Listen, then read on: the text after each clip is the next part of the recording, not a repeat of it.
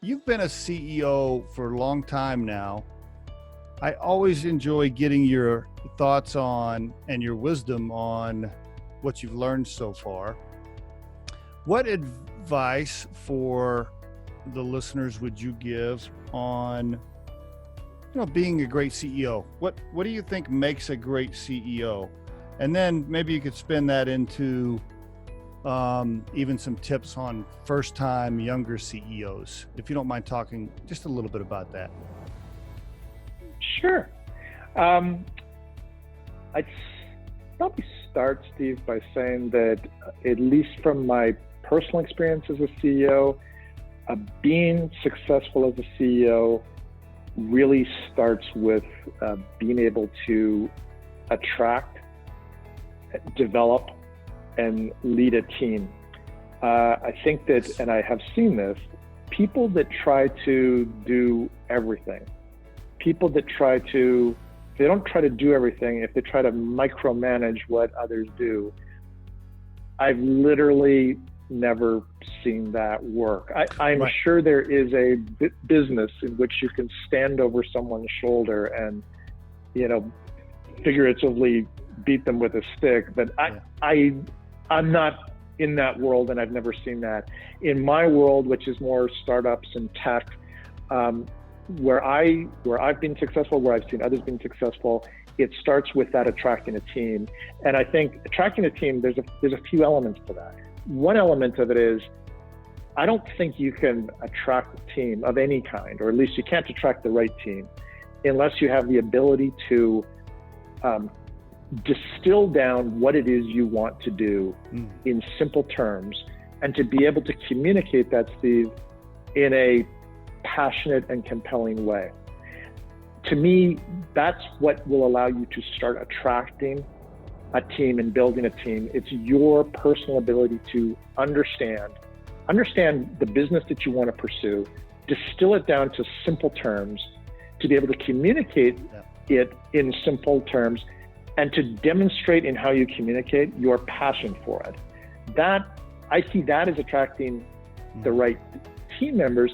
In the same way, by the way, your first investor, your next investor, Right. to me, that's a litmus test that every investor I know has, is can the CEO distill down what they're doing into the simplest of terms, make that compelling, that it's going to work, and demonstrate in how they communicate their passion for it.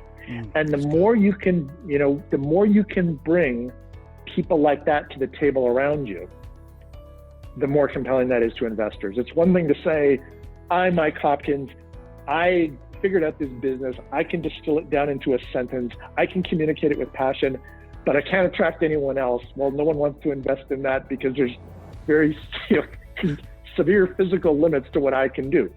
But Really I good, have man. had success, and I certainly am proud of the fact that I've had success in developing teams. And then from there, once you've got your team around you, once you've got the message down and everybody is sort of singing from the same songbook, then I think, and this is, in my opinion, extraordinarily important to being successful and to being able to scale.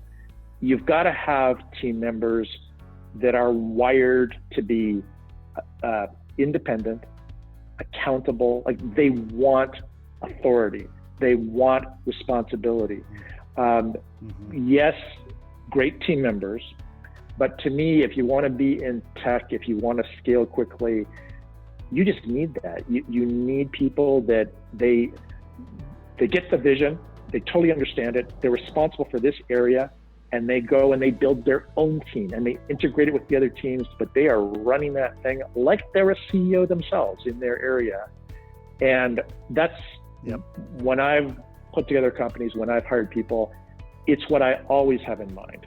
Whether you're talking about your C team, the C-level people, or you're talking about your middle management, to me, it goes throughout the whole organization. You want a team of people that they want authority. They want, I'd love to have the bookkeeper give us great ideas organizationally about how to run the company from their perspective, and feel like they're that integrated. But obviously, they're not under my management. I wouldn't want that. If you have the right people, you can trust them to, run with it. You mentioned on your last podcast, you said, I can't remember the exact words, but you said something to the effect of, I like to recruit little mini CEOs, people that think like a CEO, and then let them run divisions and departments. I think you said that almost the exact thing. The Riderflex podcast features entrepreneurs, business executives, and the stories behind how they got there, as well as daily tips on career advice and job interviews. Our show can be heard just about anywhere these days, but you can visit riderflex.com and click on the podcast page to hear all the previous episodes and learn more about the recruiting and consulting services we provide. Contact us at the email address info@riderflex.com or 888-964-5876. Thanks so much for listening, and if you enjoy our show, please be sure to subscribe to our channel and like the episodes.